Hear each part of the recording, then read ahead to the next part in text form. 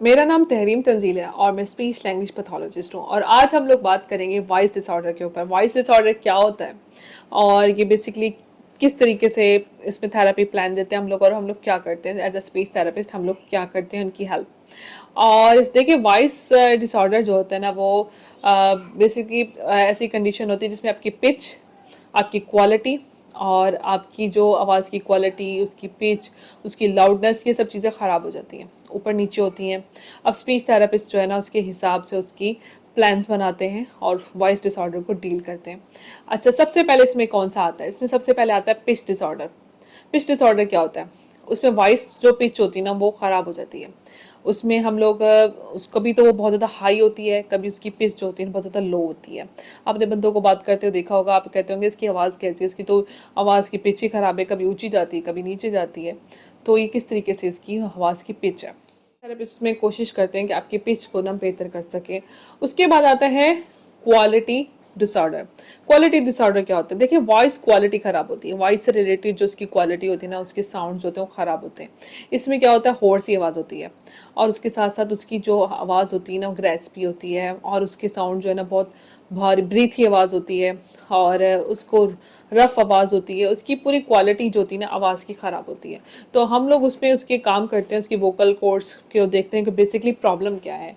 Basically होता तो vocal chords की वजह से है, लेकिन वोकल कोर्ड्स में उसके निड्यूल्स तो नहीं है, पॉलिप्स तो नहीं है, फिजिकल कंडीशन क्या है उसकी। तो स्पीच थेरेपिस्ट काम करते हैं बेसिकली उसकी वोकल हाइजीन के ऊपर।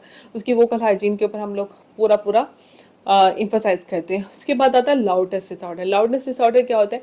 उसमें समटाइम्स इंडिविजुअल की आवाज़ जो होती है ना बहुत ज़्यादा ऊंची होती है, कभी बहुत ज़्यादा नीची हो जाती है, कभी तो बहुत ऊंचा बोलते हैं, कभी नीचा बात करते हैं। तो हम लोग उसमें भी स्पीच थेरेपिस्ट जो होता है ना वो ऐसी स्ट्रेटेजीज बनाता है कि उसमें आप लोगों की हेल्प कर सके और उसके साथ साथ जो है ना वो कोशिश करता है कि उसमें आपके स्पीकिंग वॉल्यूम को एडजस्ट कर सके। तो देखिए वॉइस डिसऑर्डर जो होता है बेसिकली यही होता है कि इसमें प्रॉब्लम आ रही होती है आपकी क्वालिटी में, आपकी लाउडनेस में, आपकी पिच में। तो उसको बेहतर करने के लिए बेसिकली स्पीच थेरेपिस्ट को ऐसे पहले पहले तो वो देखते हैं कि आपकी जो वोकल कॉर्ड्स हैं उसमें प्रॉब्लम क्या है जिसकी वजह से ये आ रहा है, उसकी फिजिकल कंडीशन क्या है और उसके बाद हम लोग उसके प्लान बनाते हैं कि आपको हमने किस तरीके से आपके साथ काम करें। आपकी जो आवाज़ की क्वालिटी को बेहतर करने के लिए हम लोग उसमें आपकी जितनी हेल्प कर सकते हैं, आपको वोकल कॉर्ड्स को जितना ज़रूरत होती है उसके हिसाब से कि उसकी हाइजीन बेहतर हो और वो बेहतर काम करे और किस तरीके से आप अपने वोकल कोर्ड्स को यूज़ कर सकते हैं, मतलब बातचीत कितनी करें, किस तरीके से करें। तो ये सारे प्लान्स बेसिकली होता है कि आपकी ज़रूरत क्या है। तो अर्ली इंटरवेंशन एज यूजुअल कि अगर आपको लगता है कि आपकी आवाज़ ख़राब हो रही है या आपकी आवाज़ आप बोलते बोलते उसकी साउंड्स ऊपर नीचे हो रहे हैं, उसकी क्वालिटी ख़राब है, तो आप डेफिनेटली आपको एक स्पीच थेरेपिस्ट के पास जाना चाहिए। क्योंकि देखिए आवाज़ जो है ना वो बेसिक कम्युनिकेशन चाहे जैसे भी हो, वर्बल हो नॉन वर्बल हो, दोनों ही बहुत इंपॉर्टेंट होती है और उसमें आपको स्पीच थेरेपिस्ट के पास जाना टाइम से बहुत ज़रूरी होता है कि आप स्पीच थेरेपिस्ट आपके हिसाब से आपके प्लान्स बनाते हैं और कोशिश करते हैं आपकी एज के आपके अकॉर्डिंग कि हम लोग आपकी जितनी हेल्प कर सकें और जितना आप लोगों को गाइड कर सकें। फोकस यही होता है कि हम जितनी आपकी हेल्प कर सकते हैं, जितने आप लोगों को अवेयरनेस दे सकते हैं और आपकी प्लान्स बना सकते हैं, तो उसके हिसाब से आपके साथ काम करें।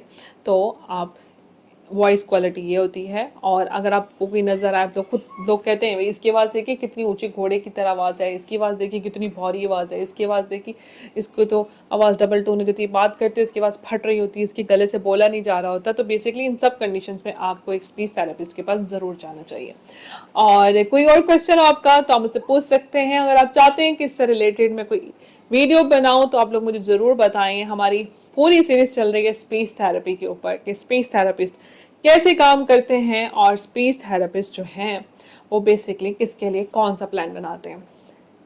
और ज़रूर पूछिएगा, कोई भी क्वेश्चन हुआ। देखते रहें little star cognitive learning. More detail, visit our Facebook page, Instagram and our YouTube channel Little Star Cognitive Learning.